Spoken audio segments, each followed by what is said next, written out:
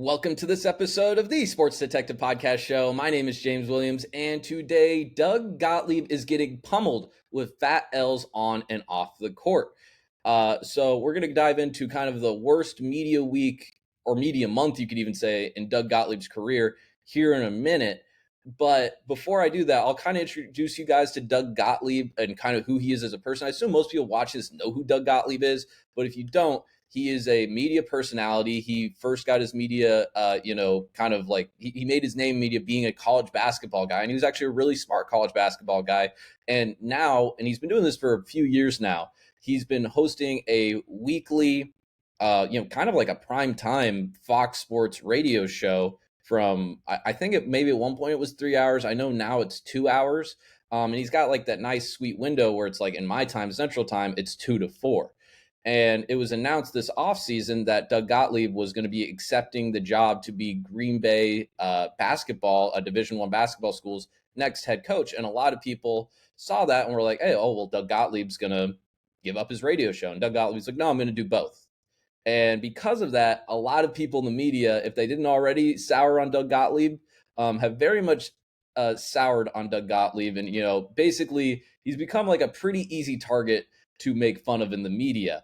And the worst week of his media career kind of started off last Saturday, where Doug Gottlieb, when Travis Hunter won the Heisman, Old Takes Exposed came out and got him, where Doug Gottlieb originally, when Travis Hunter committed to Deion Sanders at Jackson State, Doug Gottlieb came on his radio show and was like, yeah, that's the worst decision that kid's ever going to make in his life.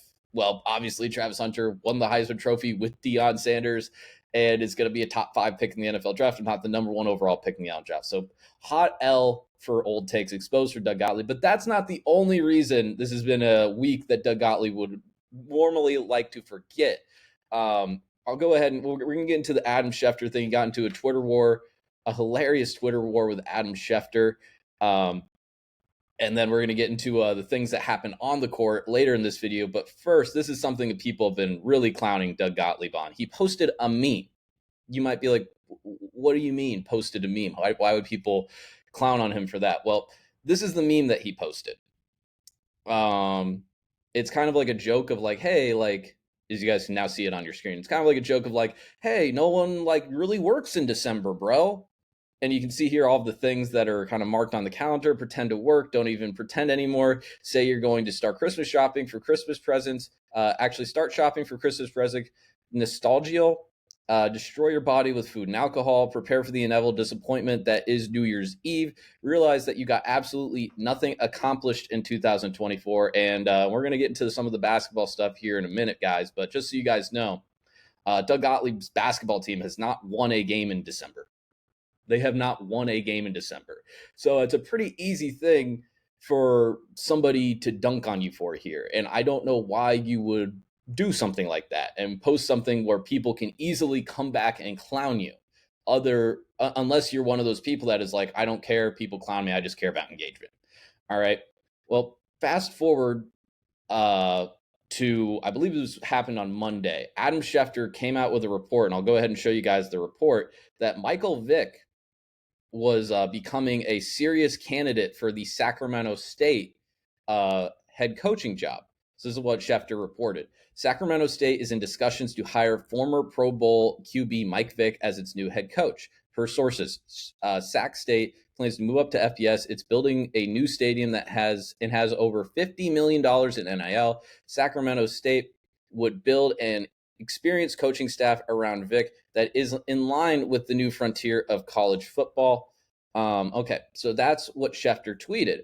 Well, Doug Gottlieb quote tweets that, and he's like, that's a BS report. That's something that, like, you're being disingenuous with this. So I'll go ahead and now show you guys what Doug Gottlieb responded to Schefty with. Jesus, Schefty, edit what agents tell you. 0.0% chance Sac State has $50 million in NIL. Okay, so he goes ahead and is like, hey, Schefty, there's no way Sacramento State has $50 million in NIL. Schefty backs up his reporting with a first reply and says, the Sac-12 leading the school's NIL efforts already announced it has reached its initial goal of raising $50 million in NIL funds to strengthen the school's case for an invitation to the Pac-12 or Mountain West Conference. But instead of Schefter just leaving it there and backing up his report, Schefter is like, no, Doug, I don't like your tone, bro. I don't like your tone here. So I'm going to go ahead and I'm going to choose violence. This is what Schefter then responded to Doug Gottlieb after that. And Jesus, Doug, a 7-game losing streak and last place in the Horizon League, less time on social media, and more time in the gym. And then he obviously puts a picture of the standings here, where obviously his team, Doug's team, is down here at the bottom. They're 0-3 in the conference and 2-10 in the Horizon League. And we said at the beginning, I don't think they've won a game since November 19th, I believe. Well, Doug ended up responding to that, and he actually had a good response. But here's the thing. It's kind of like the Kendrick Lamar-Drake diss track battle. After Kendrick dropped Not Like Us, it kind of was like there's no response. There's really no response that Drake could have that could like equal that. And it's kind of what Schefter did here. It's like he does that. Everyone's focusing on that, and they're ignoring the kind of the substance of kind of like the back and forth here. And the substance of it, Doug was actually completely right, because Mike Vick ended up getting the job at Norfolk State, not Sacramento State. And Schefter was being disingenuous, saying that it was $50 million in NIL. Because when you think of NIL, you think of pay for play. That $50 million wasn't going to pay for play. It was going to a coaching staff, upgrading their stadium, and it was going to things like upgrading their athletic facilities, and probably some of it's going to like players and pay for play, but it wasn't $50 million in like NIL. To kind of give you a perspective, like a big reason Bill Belichick took the North Carolina job is because they agreed to increase their NIL fundraising from $4 million to $20 million. So for Sac State to have $50 million would be absolutely absurd, right? So on the substance of that, Doug is right, but absolutely just losing a Twitter war here. Schefter with the absolute mic drop. Then we fast forward another day, and Doug Gottlieb was speaking to the media as Green Bay head coach, and he had this to say, which I will play for you guys now, and then we'll tell you guys what happened in the next game after Doug Gottlieb said said what he's about to say here. Tiers on who to schedule, like nobody. And part of the reason I want to play better teams is like it's 2 degrees outside, snowing. Like I don't really like the idea of nobody you coming in here and like I always thought, like, what do we learn playing a game where we win by 20? But there's a methodology to it, and I'm going to have to adjust moving forward. Okay. So as you guys can see there, he's like, hey, we don't like the idea of playing nobody you. We want to play a bunch of good teams because it will help with recruiting and it'll help get more talent into the building and it'll help kind of energize the fan base if there's a lot of, good teams coming through and playing us in the non-con. Well, after that video came out, after the next game that Green Bay played, they played Division II Michigan Tech, which is a real school. I'm not making up that name. And Green Bay lost 72-70. And a lot of people were throwing that clip that I just showed you guys back in Doug Gottlieb's face. Like, oh my God, dude, you lost to nobody you. What are you talking about wanting to play better teams and complaining about your strength of schedule and your non-conference and all that stuff? This is where I will back Doug Gottlieb up again. That video that I just showed you was taken out of context. It was taken out of context where it looks like Doug Gottlieb is kind of being disingenuous, and he's just kind of saying like, hey, like we got all these easy teams on our schedule, bro. And we got to like improve that if we really want to like have a serious basketball program. Well, this is actually the full context of what Doug Gottlieb said here. Hold on. Where it basically, it's a longer clip, but it has what we had here. And then it also has what he ended up saying after that, because that first clip was conveniently cut at a part where it kind of makes Doug Gottlieb look really bad. So we'll go ahead and play the full video with his full quote now. Yeah, I mean, this is why you got to schedule like everybody else does, a couple D2s early. You know, I know the league, and Julie was here today, and she's wonderful. But the league's like, you got these tiers on who to schedule, like nobody. And part of the reason I want to play better teams is like, it's 2 degrees outside, snowing. Like, I don't really like the idea of nobody you coming in here and like, I always thought like, what do we learn playing a game where we win by 20? But there's a methodology to it, and I'm going to have to adjust moving forward with the schedule. And I know that you sit there and you go like, well, Evansville's just okay, and Campbell's just okay. It's like, yes, but every game on our schedule is a game that we can lose, and nobody else does that. And now you know why.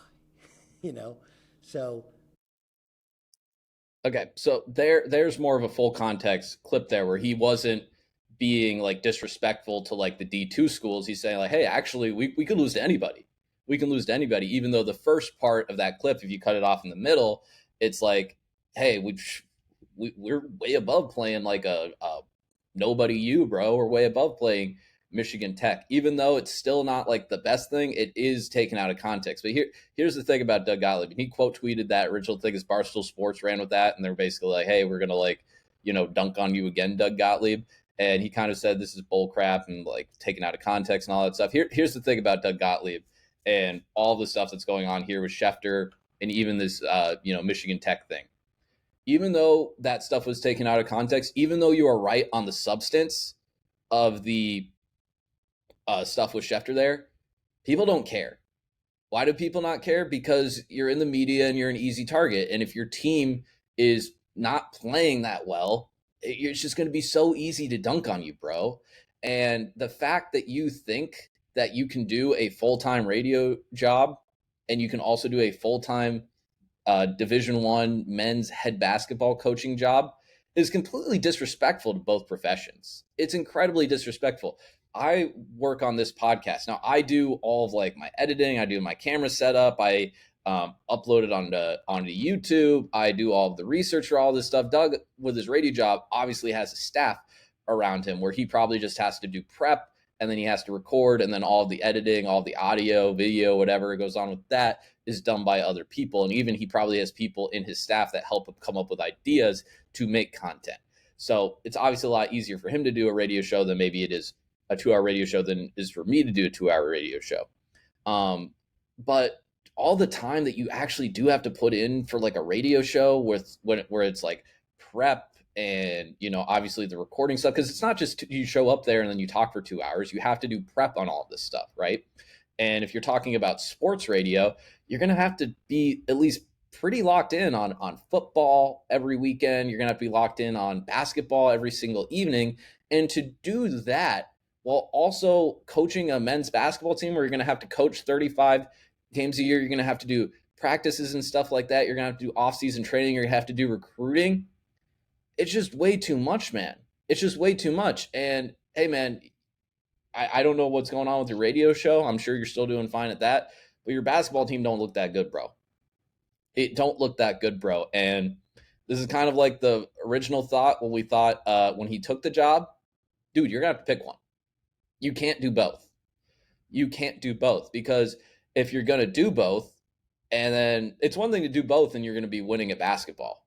But when you're doing both and your team is last place in the Horizon League, and you're just taking fat L's and you're posting memes on social media about how, I understand it's a joke, it's a meme, but you're posting memes on social media, but like, bro, we don't work in December, bro. In the last week of December, we just get drunk and eat a bunch of food, man. That's what we do. And I delay my Christmas shopping and blah, blah, blah. It's so easy to dunk on you. And even kind of probably to the main point that Doug should take away from this stuff is like, dude, less time on social media, man. Less time on social media. Instead of posting memes, instead of trying to, body Schefter with his reporting on $50 million NIL, maybe you should be focusing more on your team. And maybe the fact that your team isn't that good isn't something you can necessarily control. Maybe it's a talent issue, but hey, man, you got to pick one. And it's going to be interesting to see what happens at the end of this offseason. Because if I was the Green Bay, athletic department, and this team's going to be, I don't know, they're on pace to probably win less than 10 games. And sorry, I didn't look up the history of Green Bay basketball, but I saw just kind of from looking at their like schedule, I think they were like third place or the 3 seed in their like a conference tournament last year. And to kind of go from being a 3 seed to probably the last seed in the tournament in just 1 year, even if it is like kind of a rebuild for Green Bay here. If I'm the athletic department, you probably put out some pretty pennies to get Doug Gottlieb to be your head coach. I'd probably go to him and be like, hey, dude, what's up? You got to pick one, us or your radio show. And be interesting to see what Doug picks, because it would be easier to just be like, hey, man, I underestimated the job that it takes to be a Division I basketball coach. I'll just go back and be a Fox Sports radio guy, or we'll see how much he actually wants to be a head coach. Because I would think that like and again, it's one thing to do media hits or to do like even a weekly show with while being a head coach. That happens a lot. But again, to do a radio show where you have to be provocative and you have to have takes and you have to have strong opinions, and you're doing it every single day for 2 hours, that's completely different than just, Bill Belichick, I think, still be doing some media while working in North Carolina. And he's probably not going to have to do like, that much research. He's not going to have to do that much, take. It's a completely different thing than being like a solo radio host where you don't really necessarily even have like a partner to like vibe and do a back and forth with all the time. Right. So, bro, you're going to have to pick one. That's basically my last thing here. And even though you were right on some of this stuff, people don't care. People don't have sympathy for that, because we think that, and I also kind of wonder too, what would Doug's opinion be if somebody else did this? I've listened to him a fair amount on the radio. If somebody else did this where they were a full-time radio show host like he is, and also decided to be a Division I head coach of any program, probably wouldn't be, oh my God, this is a great decision and this guy is going to be successful at both still. He'd probably have the opinion and be like, what are you doing, dude? You got to pick both. So, Doug, you got to look in the mirror, man. Got to look in the mirror. All right, I went way too long on this video. Did not think it was going to be this long. Thank you guys for watching. If you got this far in the video, thank you so much. You're a real one. Please hit that subscribe button so you don't miss an episode, and it's the best way that you can do to help support the show. Hit that like button if you haven't done so already, and please leave a comment on what you think about this Doug Gottlieb situation. I think I was pretty fair in my analysis here, where some of this stuff was taken out of context, but bro, man, people already don't like you, and you're giving them more reasons to not like you. So that's kind of my opinion. Let me know what you guys think in the comment section. Thank you for watching this episode, and feel free to check out other videos on our page. Thanks a lot. Bye.